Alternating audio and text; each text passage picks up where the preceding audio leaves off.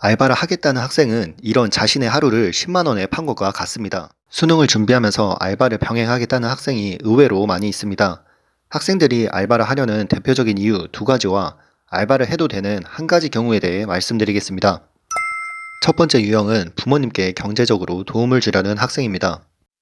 학원비에 조금이나마 보탬이 되겠다는 좋은 마음이지만 저는 이런 보탬은 대학 입학까지는 미뤄주셨으면 합니다. 알바를 한다고 가정해 보겠습니다. 주 1회, 한 달 4회, 시급 만원, 5시간, 알바하러 가는데 걸리는 시간 15분, 한 달 수익 20만원, 1월부터 8월 총 8개월 동안 알바를 한다고 가정할 때 이 학생이 그 해 알바를 해서 번 돈은 160만원입니다. 그럼 이 알바를 하는 경우와 알바를 하는 것을 선택함으로써 날릴 수 있는 기회비용에 대해 따져보겠습니다. 알바를 하는 경우 160만원을 벌게 되지만 8개월 동안 이동시간과 알바 시간을 고려하면 176시간을 소모하게 됩니다. 그리고 하루 공부 시간을 11시간이라고 가정을 했을 때 16일을 소비하는 것과 같습니다.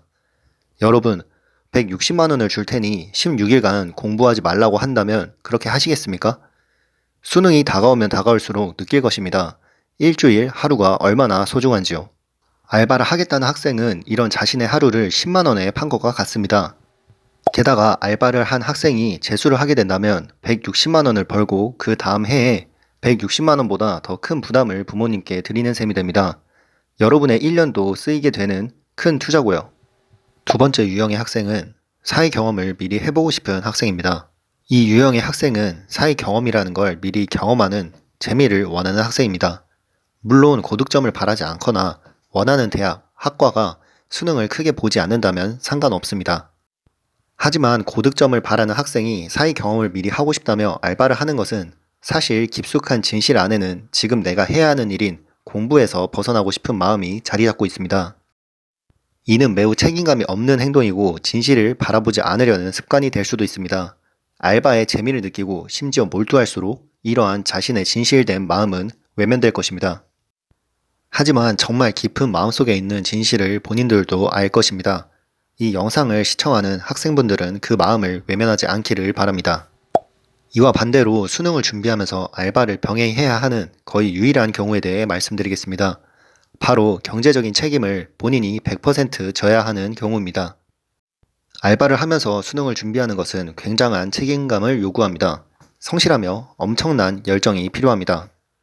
이때 알바를 하면서 수능을 준비하는 학생이 가장 주의해야 할 점이 있습니다.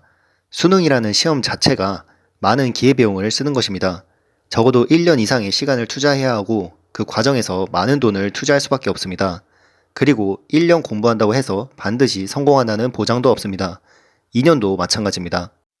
그러므로 내가 알바를 병행하면서 혹은 모아둔 돈과 내 시간을 써가며 공부를 해야 하는 이유가 무엇인지, 나는 어떤 사람이 되고 싶어서 지금 이 길을 걸으려고 하는가에 대해 본인의 답을 내리고 행동하시는 것을 추천드립니다.